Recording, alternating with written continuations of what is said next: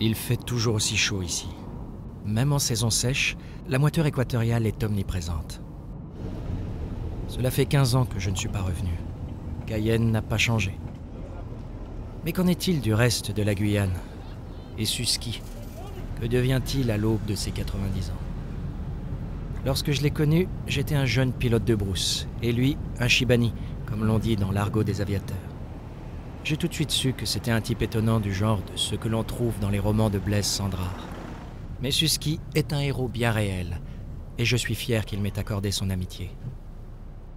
Les dernières nouvelles n'étaient pas très bonnes. Son cœur défaillant allait à l'encontre de sa détermination à voler. Devenu pilote de ligne, je profite de ma première rotation sur Cayenne pour lui rendre visite. Mais je ne pense pas vraiment lui faire une surprise. On dit qu'en Guyane, tout se sait.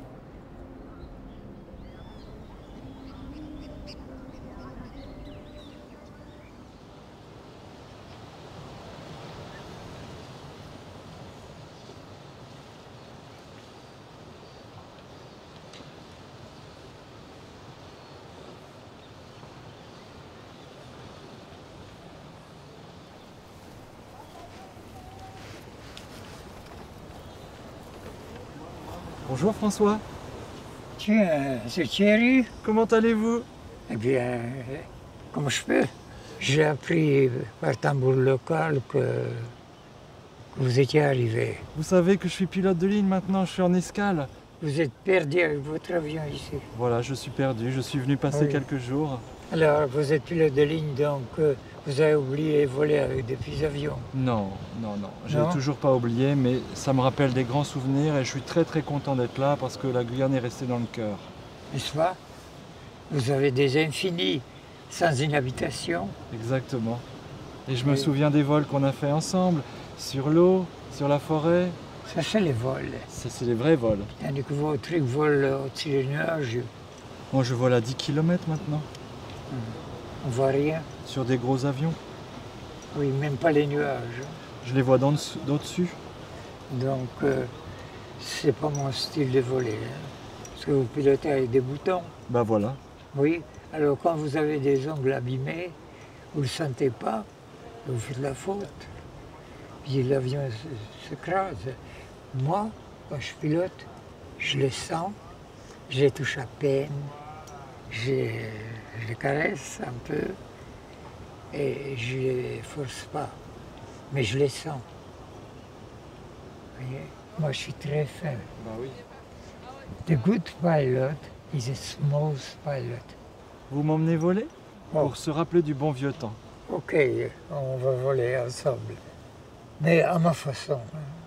Puis on essaiera de faire un joli vol sur le fleuve à 1 mètre de l'eau. D'habitude, je vole à 1,20 m, mais On fera un je vous effort. fais une concession de 20 cm.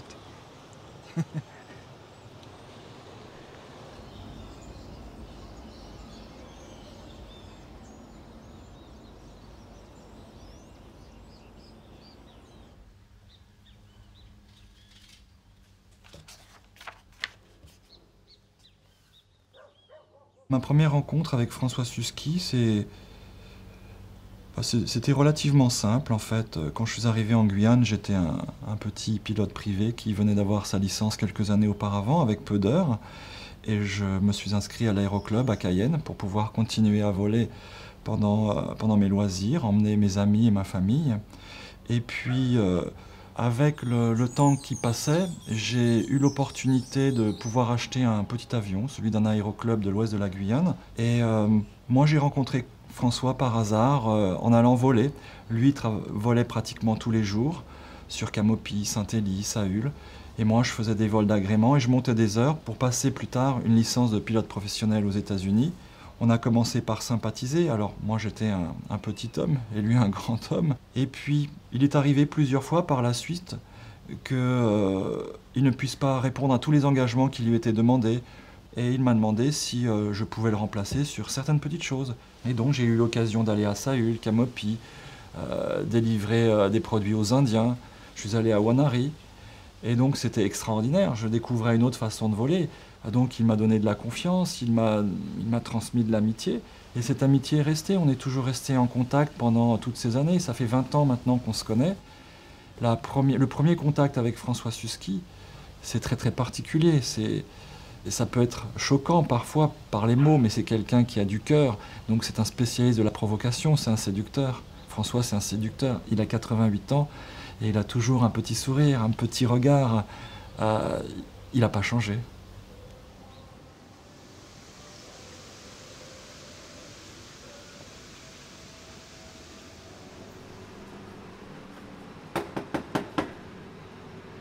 Hey, François? Camine. Bonjour François. Heureusement que c'est vous. Ça va bien? Ça fait longtemps que je suis pas Si venu c'était ici. quelqu'un d'autre, eh bien, j'aurais foutu dehors. Et ils t'ont gardé ici? T'es toujours ici? Quoi? Dans cet appartement? C'est à moi, non? Bah oui, je sais. Alors voyons, Les tableaux sont depuis le temps que magnifiques. j'habite là, c'est automatiquement à moi. Avant, ils n'étaient pas accrochés au mur. Et sur lequel as-tu travaillé là dernièrement? Et 5 minutes sur un mois sur aucun, et ainsi de suite. Ça dépend des idées que j'ai. Moi, Ouais. c'est pas la Roche-Susski mon favori, c'est celui-ci là. Non, J'ai toujours mais aimé c'est- celui-là. C'est la fantaisie. Ouais. Et dis-moi celui-ci là-bas. Oui, c'est Anaïm. Et Mimicikou. tout le monde l'appelle Mimicikou. Et je viens faire cadeau à Verkuta, une ville sibérienne très au nord, où les gens souffrent de froid. Ils vont apprécier qu'il y a des endroits sur la terre où on peut marcher nu toute l'année. Alors, vous voyez, ces tableaux-là, ils ont 20, 30 ans. J'ai fait l'exposition à Besançon. Alors, on me demande, tu les vends? Je dis, c'est 7000. Elle dit carrément, 7-8 000, je les mets. Mais moi, j'ai besoin de faire encore l'exposition, donc je ne les donne pas. Je n'ai pas besoin 1000 euros, je les ai. Et je n'ai pas besoin d'une voiture non plus. J'ai besoin d'un avion.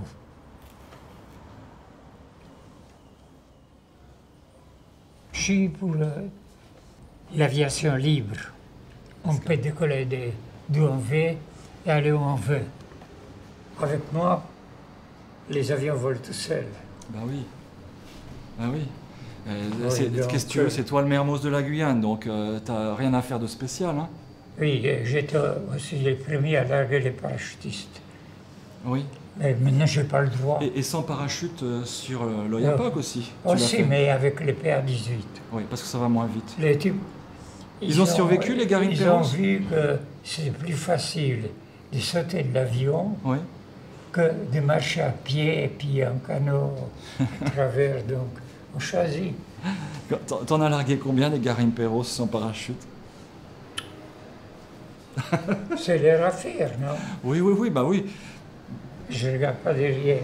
Oui, surtout qu'ils Mais- ils se plaigneront peut-être pas tous non Je vais plus. défendre jusqu'au bout les droits à tout le monde de prendre les risques. Ouais. Les autres n'ont pas à se mêler et dire que c'est dangereux. C'est eux qui doivent savoir. Ouais. Oui. Cette photo où on te voit bien, là, t'avais quel âge, là, sur cette photo? À 20 ans. Et là, t'étais pilote de char? Non, ils ne voulaient pas de moi. Pourquoi? Parce que Non, parce que j'étais indiscipliné. Alors là, c'était quoi, là? Je pilotais les Ilyushin 2 C'est ton premier avion, l'Ilyushin 2? et l'attaque au sol. Attaque au sol? L'équivalent des Stuka? Non, était meilleur. Je te cas, c'était démodé. Les Allemands appelaient la mort noire. C'était l'armée rouge. Ouais, c'était bien. C'était bien? Pour moi, oui. Pourquoi? J'étais du côté du vainqueur. alors. Ah bah oui. On vous sent un petit accent, on comprend que vous êtes d'une origine plus Indéterminée. exotique. C'est un pays plus ou moins artificiel. Ça a changé les noms, mais actuellement ça s'appelle la République tchèque. Comment vous avez atterri en Guyane, si l'expression est correcte enfin? Je me trouvais mal en Europe. Vous voyez, donc je suis parti en Amérique du Sud. Je restais à Rio de Janeiro pendant 1 an. Je partais au Canada. Je faisais l'escale à Cayenne depuis ce temps-là, je suis ici, vous voyez. Ça fait bientôt demi-siècle. Et pourquoi vous ne vous sentiez pas bien dans cette région d'Europe? Je n'aime pas les pays qui sont surpeuplés. Surpeuplés? Oui, quand il y a plus de 10 personnes au kilomètre carré, c'est pas pour moi. Et là, vous êtes servi, là. Voilà. Est-ce que tous les Suskis se ressemblent? Ah non. Non? Non, je suis unique. Vous êtes unique, hein? Oui. Alors, comme pilote aussi, apparemment, vous êtes unique. Est-ce que certains ont cherché à suivre votre voie?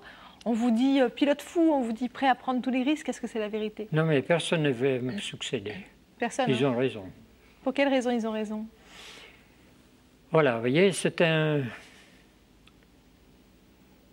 une vocation, disons. C'est plus qu'une vocation. Vous voyez, le plus grand plaisir pour moi, c'est piloter. Je domine la forêt, vous voyez, je domine tout. Et c'est un défi. Donc les autres, ceux qui veulent le faire uniquement pour l'argent, eh bien, ils ont un handicap par rapport à moi.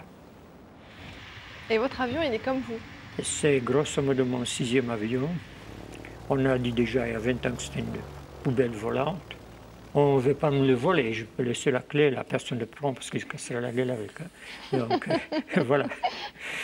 Donc il vole avec moi et j'ai ses défauts, il a les miens. Vous voyez, on s'entend bien.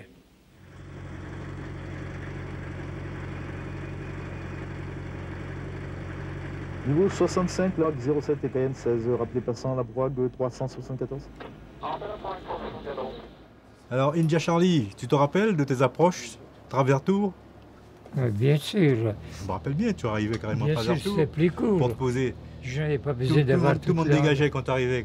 J'ai pas besoin de tout ça, je peux me poser juste ici devant la tour. Et pas baver dans le micro tout le temps, parce que je n'aurai pas le temps d'écouter et de répondre, surtout des choses que je n'aime pas entendre. Bon, donc je dois regarder dehors, comme un chauffeur de voiture, non? Pour voir ce qu'il y a devant moi, et non pas écouter là. Say again, please. Quoi? Il n'y a rien. Alors qu'est-ce qu'il peut me dire d'autre que d'utiliser la 08? Pour moi, c'était efficace, quoi. En 2 minutes, il avait dégagé. 5 secondes. Donc même dans notre trafic, moi je pouvais l'intégrer. Et son côté hors norme, pour moi, c'est pas de la folie, c'est pas quelque chose, un pilote qui fait n'importe quoi. C'est un pilote doué, super doué. On a frôlé le crash, je le dis maintenant, avec François, dans les montagnes de Saül, là, parce qu'il faisait un peu le slalom dans les Linselberg, là, et puis à un moment donné, il allait pratiquement plaquer sur la paroi rocheuse. Je l'ai vu mettre 3 crans de volet pour sortir du truc. Et un autre pilote n'aurait pas eu la même réaction. Et François, quand il arrive au-dessus, 3e cran de volet, on tombe derrière, il dit « Putain, mais c'était juste, quoi ». Mais c'est ça, François, quoi. Et moi, jusqu'à son âge, là, maintenant, je partirais n'importe où avec lui, parce que je sais que c'est quelqu'un qui a ça dans le sang. On dit il n'y a pas de bons pilotes, il y a de vieux pilotes. Donc, tu as un exemple. Non, c'est le bon avion, le bon pilote. Il y a vieux pilote qui est bon pilote. Les bons pilotes, ça n'existe pas. Oui. Que les grands là, où est-il? Lequel? Voilà, pilote de ligne. Il pilote bien. Mais son avion slalom en paix. J'aurais de voir l'avion qui slalome. Ouais. T'as la ligne sous les roues. Et la ligne reste sous les roues. Hein. Et surtout, avant de lâcher les tours, vous l'alignez bien. Et quand il est bien aligné, tu accélères.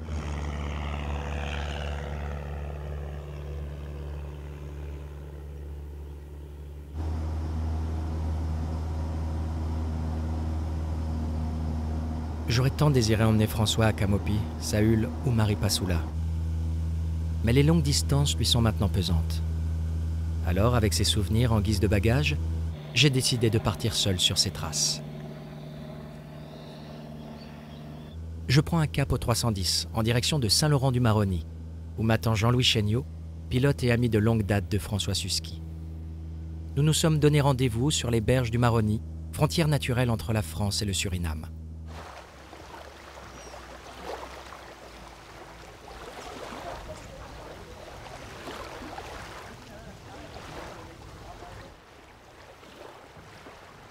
Quand il venait ici, tu as des anecdotes que tu as conservées à son sujet? Oui, une qui n'est pas amusante du tout, là, ça remonte à 2005. Il arrivait de Maripasoula avec des personnes qui ramenaient de là-bas. Et tout le long de la route, il y avait des orages en pagaille. Ce qui fait qu'il s'est posé, il était blanc comme un cachet d'aspirine. Et puis, moi j'étais au hangar, il est venu me voir en me demandant, il me dit, Jean-Louis, je ne comprends pas ce qui a pu se passer. Je lui dis, moi, j'ai déjà vu le cas il y a quelques années sur Rochambeau. Tu as un filtre à air qui est placé à l'avant, qui n'est pas protégé, donc tu as pris beaucoup d'eau à l'intérieur, ça a obturé. Et le mélange à essence se faisant mal, ben, ton moteur a commencé à bafouiller. Et c'est là qu'il me dit, mais oui, j'étais prêt à me poser dans les moukou-moukou là au bord de la rivière parce que ça allait vraiment mal. Et puis le moteur est reparti. J'ai dit, mais il y a toujours de la chance pour les vieux, hein. Ça se passe toujours bien. Donc en fait, c'était la fois où il a failli ne pas atterrir normalement, quoi. Exactement, c'est une des seules fois. Ouais. Ça fait 36 ans que je le connais. C'est vraiment ce qu'on appelle le pilote de brousse. Donc il a toujours été très sain dans la tête, ouais. Et il savait très bien ce qu'il faisait. Donc à aucun moment il y avait du danger pour les personnes qui l'emmenaient, hein, ni pour le matériel. Donc ça s'est toujours très bien passé. Oui, parce qu'il a une caractéristique quand même, il est comme un pigeon voyageur. En fait, il reconnaît les collines, il reconnaît finalement presque les arbres. C'est pas un pilote de ligne, c'est-à-dire qu'il ne prend pas un niveau de vol et puis qu'il se balade à l'intérieur. Lui, tant qu'il est au-dessus des collines, il ne se sent pas bien. Et dès qu'il est au niveau, il reconnaît toutes les formes de collines. La Guyane, il la connaissait par cœur. Donc il pouvait t'emmener n'importe quel point, aussi bien site d'orpaillage, n'importe quoi. Ouais. Tout était reconnaissable pour lui. Je connais la Guyane mieux que n'importe qui. Parce que je ne vole pas à 4000 mètres, vous voyez, je vole en bas. Je connais des pierres, je connais des cheminées d'usines, vous voyez, qui existaient ici à l'époque. Personne ne sait où c'est. Je connais les grottes. Et puis, les saisons où les arbres fleurissent. Quelquefois, vous avez des arbres qui fleurissent tous les 10 ans seulement. Eh bien, il y a toujours, à chaque vol, je découvre quelque chose de nouveau.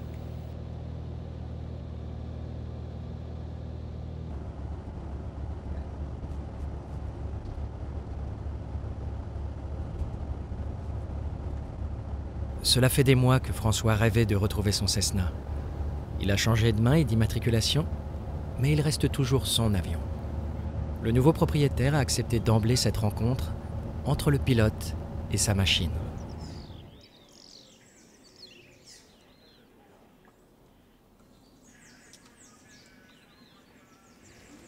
Voilà l'avion le plus utile qui n'a jamais existé en Guyane.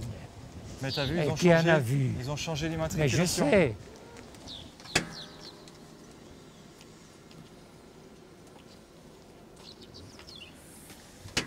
Alors, jeune homme. Oui. Alors, François. Il me donne la clé, non? Ah mais... Tu pars pas avec. Tiens, donne-moi la clé. Attends, je regarde si c'est ouvert. S'il y a assez d'essence. Hein. C'est bien. Touchez pas, hein.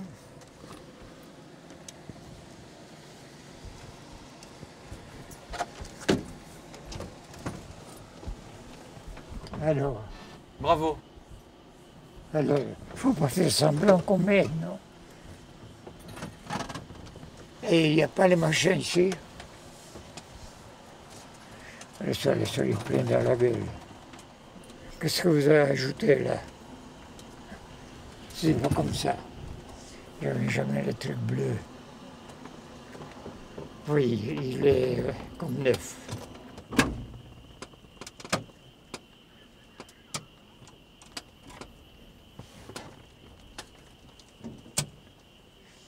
Voilà, vous atterrissez sur place, comme ça.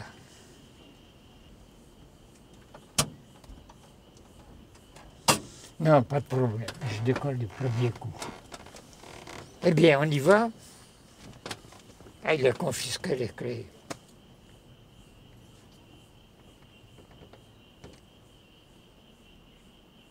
Mais chez accident, notre avion, c'est un moment historique. Mais ils ont confisqué la clé, donc je ne peux pas décoller. Sinon, je serais allé te voir là. Bon, marchez bien. Une bonne nouvelle. Allez, à la prochaine. J'ai voulu appeler ma fille pour lui dire que j'arrive. Et voilà, monsieur, ça c'est le meilleur avion. Il est comme neuf.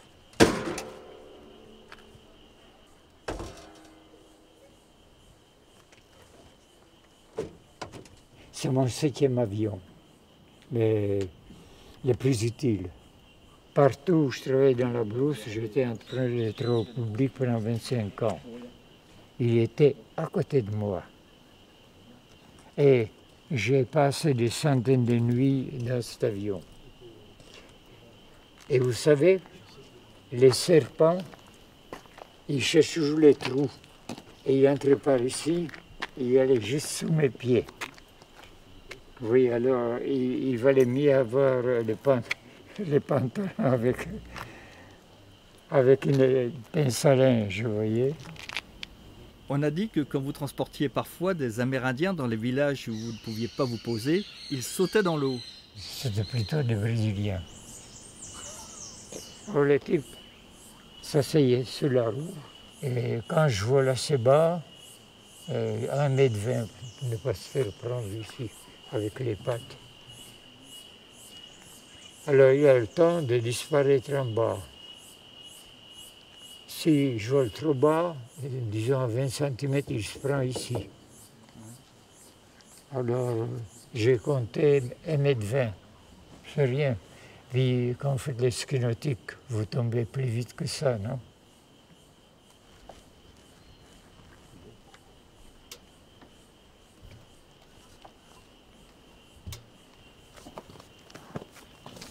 Il y a beaucoup de choses qui ont été changées dessus.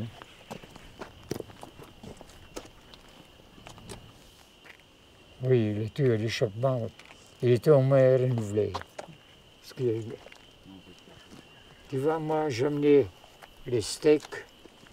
À cuire sur l'échappement. Puis je les mis dans le tuyau d'échappement pour les faire cuire quand j'arrêtais le moteur. C'est neuf, ça, non? Ça, c'était refait. Ça, c'était coupé. Eh bien, ne le casse pas. Soigne-les bien, puis on verra ces jours-ci. Et là, vous voulez revoler? Bien sûr. Il décollera tout seul avec moi. Et il atterrira.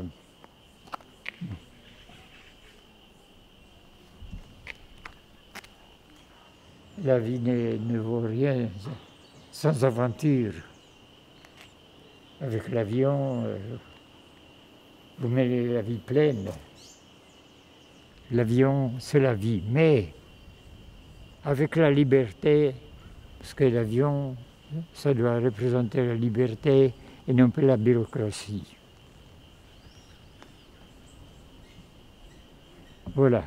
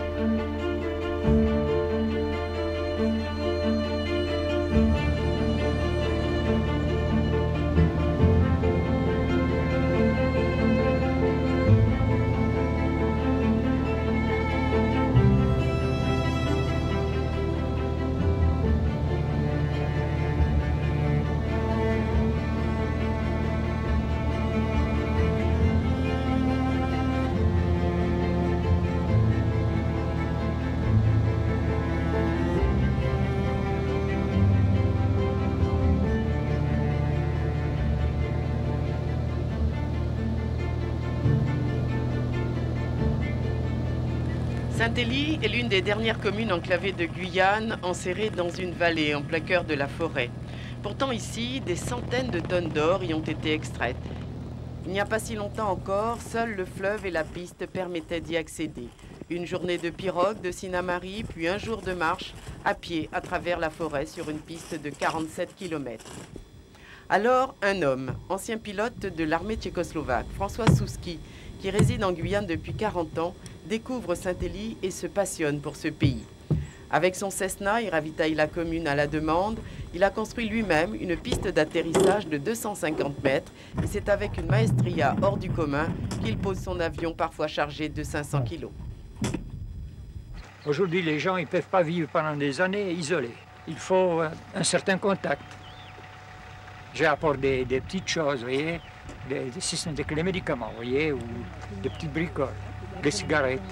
Il y a plein de petites choses qu'il faut amener. Les couches pour les gosses, les thés pour les Anglais, parce qu'il y en a beaucoup ici. Ils ne peuvent pas vivre sans les thés. Et quand ils sont à Cayenne, ils oublient. Alors ils deviennent moisis, n'est-ce pas? Sauf alcool. Ah, l'alcool, j'amène jamais. Hein. Ça, jamais. Systématiquement, jamais. Parce que sinon, ça fait le désordre ici. Hein. François Souski n'est pas seulement transporteur, il est l'ami de tous les gens du village. Il leur parle dans leur langue, en créole avec les Haïtiens, en portugais avec les Brésiliens. Un homme cultivé qui connaît aussi toute l'histoire de l'or de Saint-Élie. Les grandes exploitations salissent pour longtemps. Vous voyez ici, dans la vallée, c'est les dépôts de la boue mousseuse qui sont là depuis plus de 50 ans. Par contre, les petits orpailleurs, ils font les trous d'une grosseur qui permet d'écoper de l'eau, vous voyez? C'est-à-dire qu'ils ne soient pas trop grands. Dès que le trou devient trop grand, ils ne sont plus en mesure de couper. Donc, ils sont obligés de changer l'emplacement. Donc, la forêt repousse à nouveau. Au bout de quelques semaines, quelques mois, l'endroit est repris par la brousse. Donc ici, vous voyez, ce n'est pas repris. Ça mettra du temps à repousser, peut-être des siècles.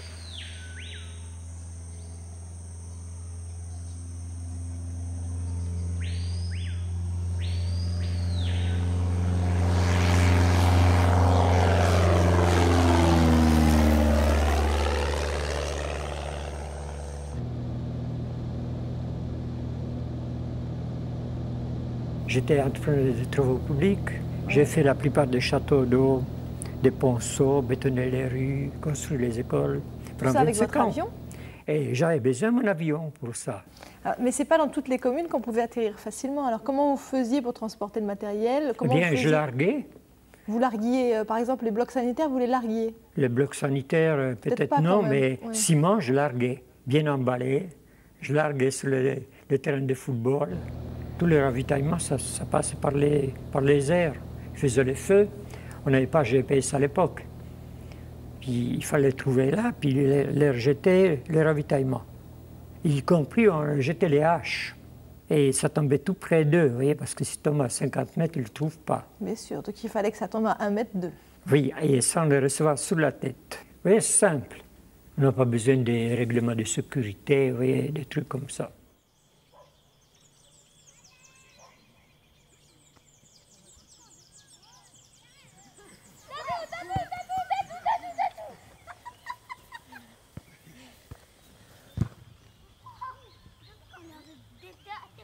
Alors le château d'eau qui est derrière moi témoigne justement du passage de notre fameux François Souski qui a aussi marqué donc, la vie du village d'Awara à l'époque, devenu aujourd'hui commune d'Awala-Yalimapo puisqu'il a œuvré justement pour la construction donc, de ce château d'eau qui desservait en eau potable le village de l'époque.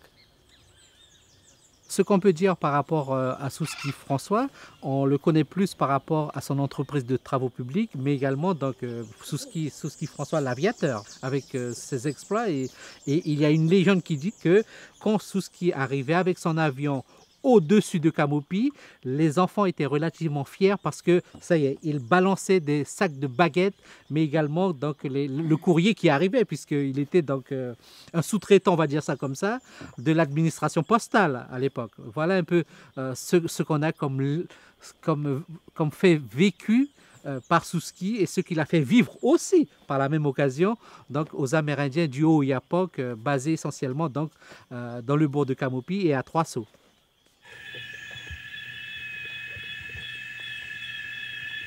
C'est bon? Complètement, c'est le côté c'est plein. Mais j'ai fermé un réservoir. Depuis ce temps-là, on a construit 3 aéroports à Saint-Georges. Puis chaque fois 2 ou 3 fois plus cher que celui-là. Bah, tout naturellement. Quoi. Oui, c'est tout naturellement. C'est le gros problème d'ici. Hein. Regarde là, le système de construction. Tu as vu les poutres? Regarde les chevilles en bois. Puis ça n'a pas bougé. Hein. Tiens, les agglos en bois. Tu as vu? Et en relief, pour avoir les dessins des ailes. Regarde ça. Tu as vu? Le truc aéronautique. On aurait dit le profil d'un Cessna, hein, c'est vrai. Hein. Ah oui? Il manque que les c'est fait exprès. Hein. Tu as vu? C'est pas beau? Allez, ça c'est beau.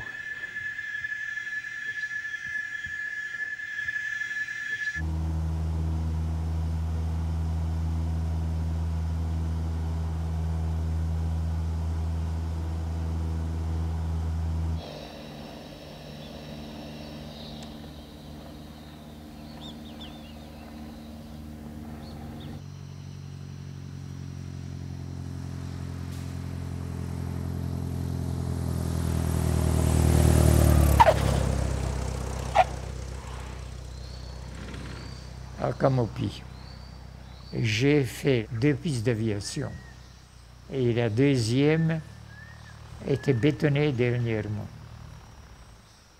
On a fait un appontement flottant avec beaucoup d'aluminium, mais les gens se posent carrément sur la plage de sable. Oui, c'est plus pratique. J'ai construit la boulangerie, j'ai construit la mairie, j'ai construit l'école qui est là-haut, et la prise d'eau, et le château d'eau.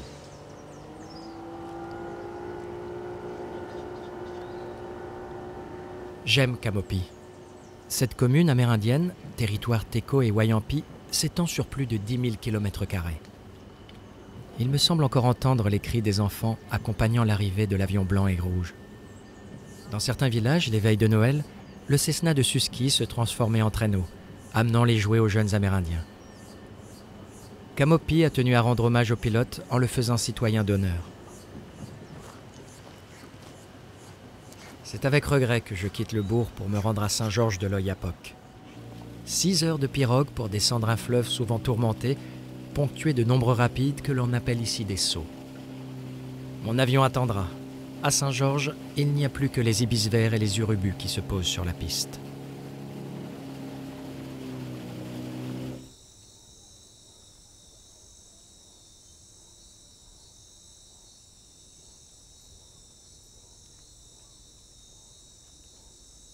Ici, c'était une ligne.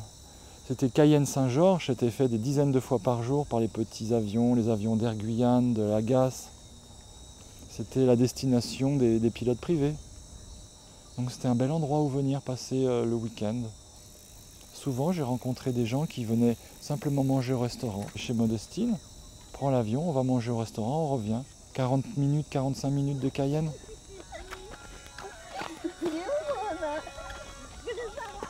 Voilà, maintenant, c'est plus possible. Trop d'enfants, trop de gens qui traversent. Alors que c'était un des plus beaux endroits de la Guyane où venir. Elle a été comme abandonnée.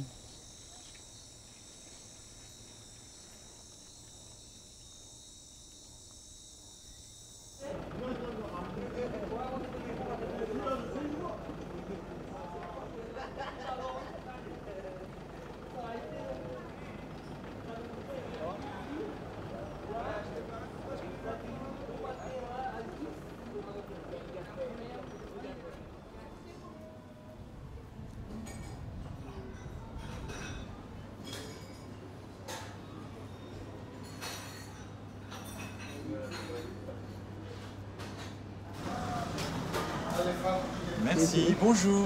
Bonjour. Vous êtes Modestine? Oui. Ah, enchanté, je suis Thierry Boulet. Oui. Je suis un ami de François. Est-ce Oui. que vous voulez bien parler avec moi quelques instants? D'accord.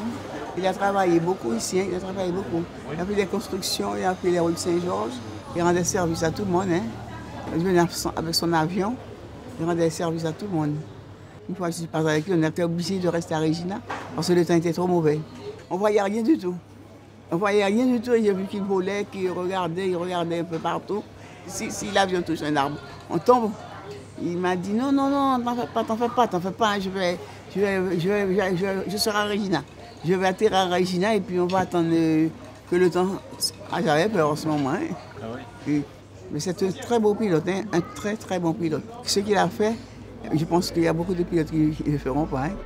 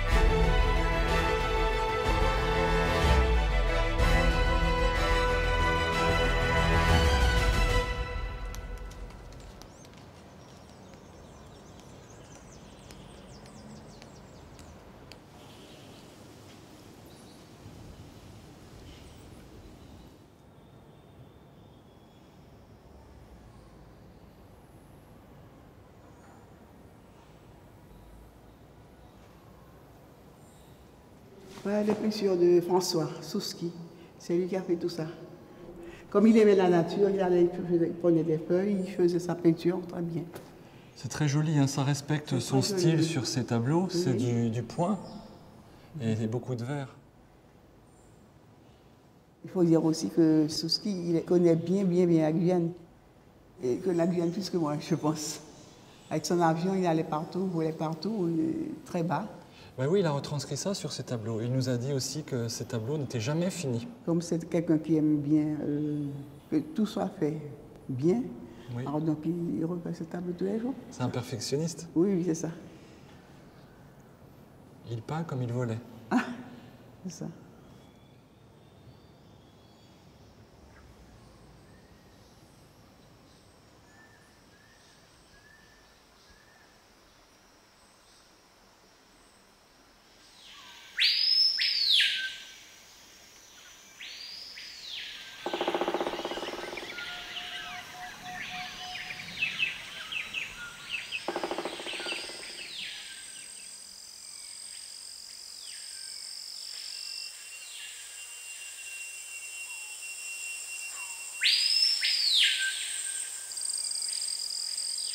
C'est le complément, si vous voulez, de l'aviation. Parce que je vole la verdure, puis je suis en action, puis après quand je suis au repos forcé, par exemple au chômage technique, parce qu'il n'y a pas d'essence, par exemple, où il n'y a rien à faire, donc je fais la peinture. C'est plutôt impressionniste. À ma façon, bien sûr, parce que je ne sais même pas ce que ça veut dire exactement, impressionnisme. Vous allez peindre encore longtemps? Oui, si je ne vais pas faire autre chose, je vais faire la peinture, jusqu'au bout.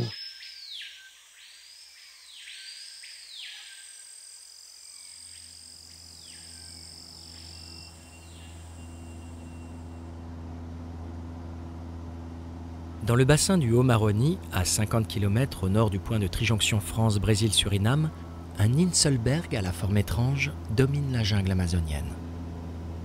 Depuis 1996, Mamilipan est surnommée Roche Susky. C'est François Souski, que tout le monde connaît, en Guyane, qui est un pilote émérite et qui survole la Guyane en long, en large, et qui est allé sur cet Iselberg plusieurs fois, qui l'a survolé, qui l'a photographié, et qui en est un petit peu tombé amoureux, disons. Et il ne voulait pas quitter la Guyane sans avoir foulé de ses pieds l'Iselberg. Donc il a monté une expédition avec des Amérindiens d'Antekum et ils sont partis par le Litani. Et ensuite à pied, ils sont arrivés et ils ont découvert ces peintures. Les Indiens, ils avaient une sorte d'appréhension.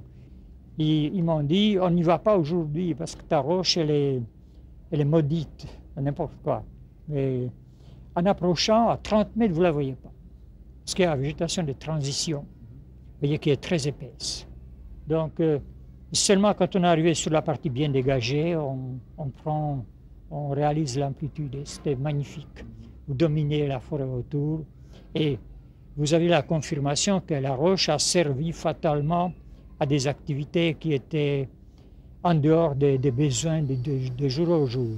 Ces peintures rupestres, c'est la première fois qu'on en trouve sur le plateau des Guyanes. Comme les roches gravées, comme les alignements de pierres, les archéologues les attribuent aux Amérindiens de l'époque précolombienne. C'était aussi un des grands moments, vous voyez, de trouver un message d'antan. Et je pense que les gens des tribus, ça les a impressionnés aussi. Peut-être pas dans le même sens, mais ça a une signification plus profonde pour eux, vous voyez, parce que c'est leur patrimoine.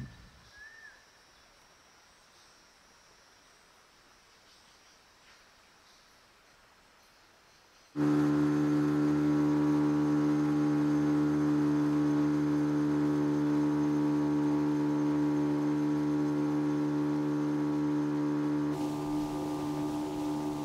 20 minutes de pirogue séparent Saint-Georges de la ville d'Oiapoque au Brésil. Il y a bien le pont, le premier à relier par voie routière la France au Brésil. Mais depuis la fin des travaux en 2011, il attend d'être inauguré. Du côté brésilien, la route est toujours en chantier. Je vais rencontrer Rona, grand ami de Susski. Son restaurant et ses carbets sont le point de ralliement connu de tous les voyageurs qui franchissent le grand fleuve.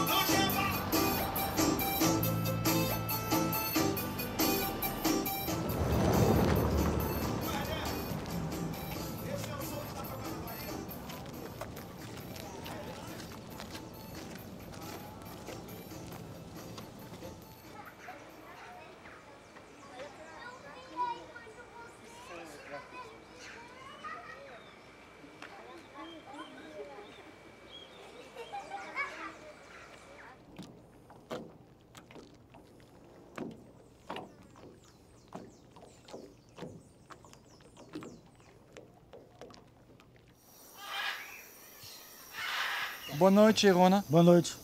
Il y a pas mal des anecdotes sur Susski. Et surtout que Susski, c'est une légende qui se mélange avec la réalité. Tu comprends? Oui. Il venait souvent chez moi, et tous les jeudis presque. À chaque fois où je savais qu'il arrivait, bon, il n'allait pas me téléphoner. Oui. Il passait tellement bas, oui. Une fois. La deuxième, normalement la deuxième fois, il jetait ses commandes par la fenêtre dans sa partie qui flottait sur le fleuve. Il m'a avec une petite pirogue, j'ai cherché son commande. Et quand les passagers on a fait le repas, il y aura 4 ou 5 passagers affamés dans l'avion. J'arrive. Donc c'était le livreur du jeudi. Le livreur du jeudi. J'ai volé avec lui un peu, Saint-Georges, Camopi, tout ça. Le dernier vol que je fais avec lui, on volait tellement bas, ma appareil photo est tellement de vitesse, et j'ai parlé de Susski, c'est impossible parce qu'on vole plus bas que les arbres.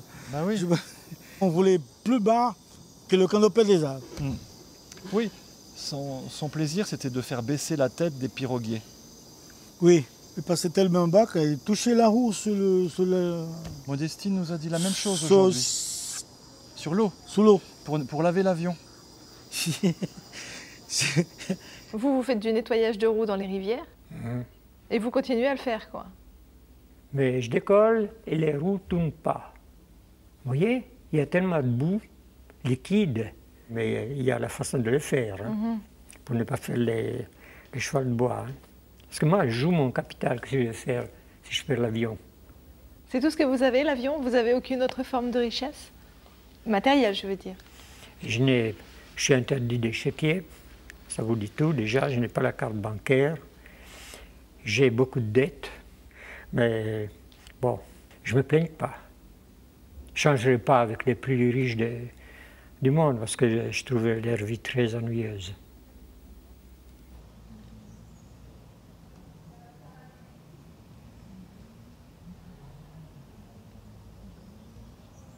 Là aujourd'hui, on est dans un lieu chargé d'histoire parce qu'il y a quelques dizaines et dizaines d'années, il y avait quand même pas mal de monde derrière les grilles ici.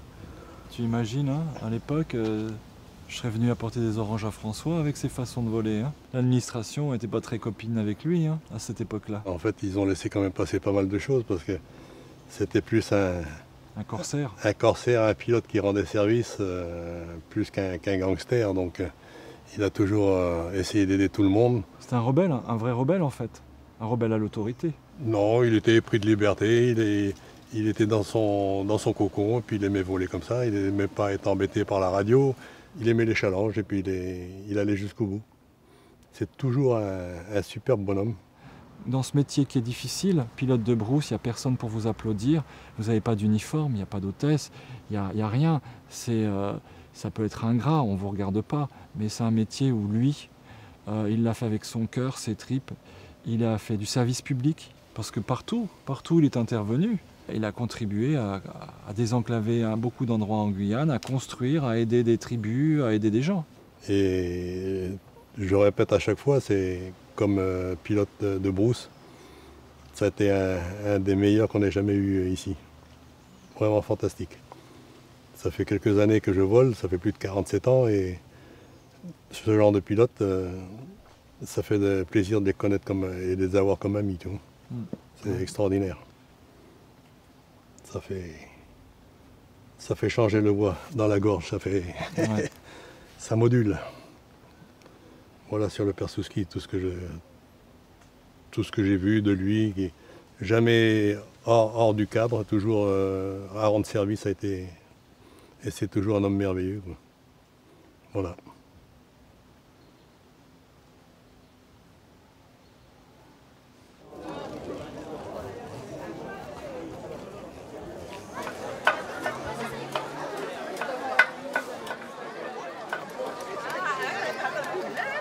Alors, je vous ramène le président, il est juste là par là. Non mais il me connaît, je le connais. Rodolphe. Ouais. Ça va. Ça va bien? Merci pour la jolie fille. Ah, que venez vous chercher? Ah ben, c'est un grand honneur, monsieur Souski. Je me mets à l'ombre. Oui, toi à l'ombre. Vous avez été le pionnier en matière d'aviation guyanaise et j'ai même beaucoup d'anecdotes avec Constant Clore que vous avez fréquenté au point où on a créé un mythe de Constant Clore parce que vous le déposiez sur le rive et il faisait croire qu'il était un homme volant et ainsi il gagnait les suffrages des électeurs. Mais je l'ai fait élire alors. Voilà, ce qui est important, c'est que la Guyane, grâce à vous et M. Duménil à l'époque, pour les premiers désenclavements sur l'ensemble du territoire. L'aviation commence vraiment avec les bimoteurs, les choses comme celle-là. Et c'est vous qui êtes pratiquement les pionniers. Il faut faire la procédure. Et moi, je ne sais pas faire la procédure, donc je n'ai pas le droit de voler. Non. Alors, je vais lutter jusqu'au bout contre la bureaucratie. Alors, à mon retour... J'espère que la région va vous rendre hommage un jour, très rapidement. Oui. Maintenant, c'est la CDG, parce que vous avez joué un rôle déterminant dans l'aviation. Mon dernier vœu, c'est d'être enterré en haut des montagnes de Caux. Oh. Très important. Montagne de Caux. En haut de montagne tout seul. Voilà. Tu te rappelles lorsqu'on, avec l'avion, tu te mettais de travers pour qu'on passe entre les deux palmiers? Et quand j'étais le frein... Je le ferai maintenant. Tu le feras maintenant. Monsieur Fouski, vous vous rappelez de mon père à l'époque, les bœufs que vous embarquez autour de l'île pour les amener à la crique Gabriel. Mais bien sûr. Georges Prévost. Ah, Mimi, t'as pas maigri. Ah là là. Tu vois, tu voulais pas de moi. Tu aurais pu avoir. En tout cas, allez, marchez bien. Marchez bien et merci. Je vis. Alors, Rolande de Saint-Georges avec Guylaine, Sergine, c'est moi, c'est Rolande. Ah oui. Tu te rappelles lorsqu'on montait à 6 dans ton avion alors que ça prenait 4 hein? D'accord? Donc Cayenne Saint-Georges, hein, c'était la folie avec toi. Je vais continuer. Tu vas continuer? D'accord. Allez, marchez bien. Je t'embrasse. Allez. Vous êtes jaloux là. Hein? Oui, mais comme moi je suis jaloux, je veux le bisou aussi. Merci pour la Guyane. À très bientôt. Rien. Et laisse des écrits sur tout ce que tu sais. Oh, j'ai fait des centaines de pages manuscrits. Et j'ai fait un livre après la fin. Ils sont où? Oui, il y a longtemps. Eh bien, moi, je sais Et pas, moi, faut regarder deuxième ça. qui s'appelle Vol revue. Voilà. François, tu te souviens, tu me l'avais donné ton livre que tu avais écrit. Je te l'ai ramené, tu sais pourquoi? Parce que je l'ai lu, mais tu me l'as pas dédicacé. Alors je voudrais que tu m'écrives un message.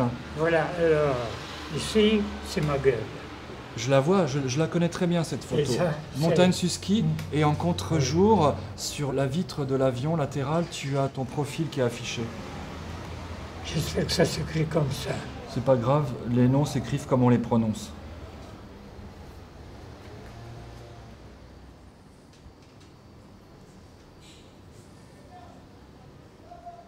Merci. Alors, à Thierry, qui a lu ce truc et qui a résisté à la folie passant ainsi le texte. Donc, voilà le diplôme. Merci, cher maître. J'ai signé Ixus, vous transcrivez en entier. Ça veut dire Susky à l'envers.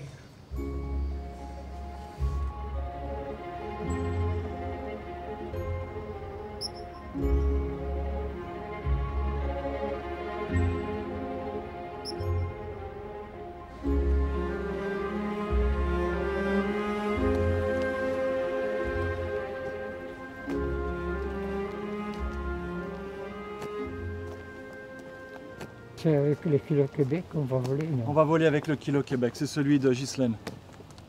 Allez, je t'ouvre la porte. Ça vaut la peine.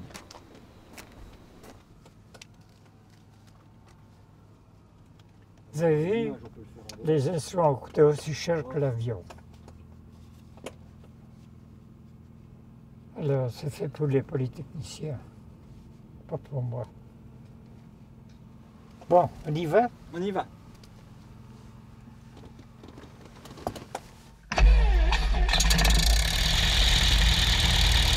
Bonjour Chambon, bonjour.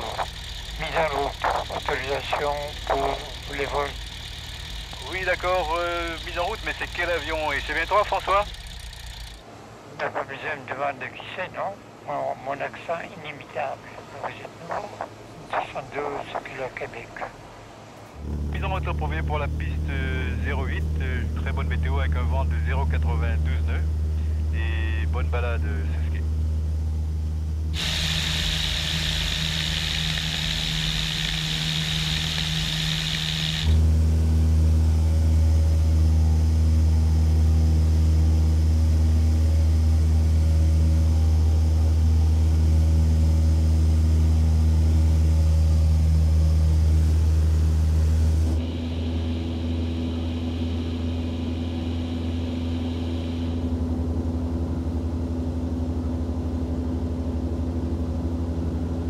Ça va François?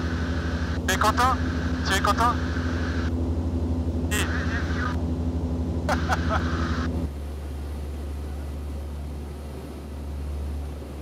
Mets le casque François, mets le casque.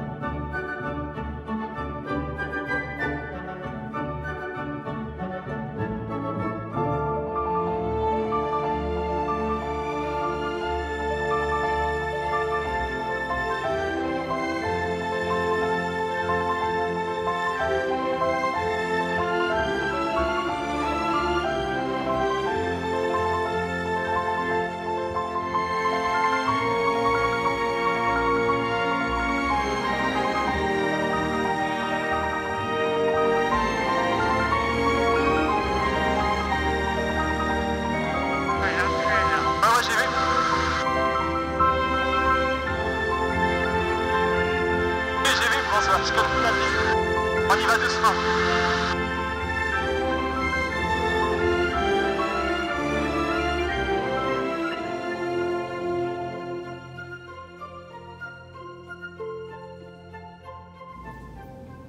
Ah ouais, j'attends, je vais un petit peu plus là-bas. Essaye de voir ça, c'est pas mal. Delta, c'est clôturé, avant. C'est une approche directe, piste 08, rappelez finale, numéro 1. Kilo Québec, 08 dégagé, et François Suski vous salue bien. Merci Québec, pour le parking général, vous pourrez quitter sans rappeler. Merci, je vous souhaite une bonne soirée, merci de votre aide.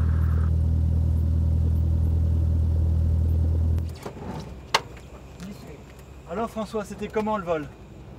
Manque des chevaux, il y a trop d'instruments. Je ne regarde jamais les instruments.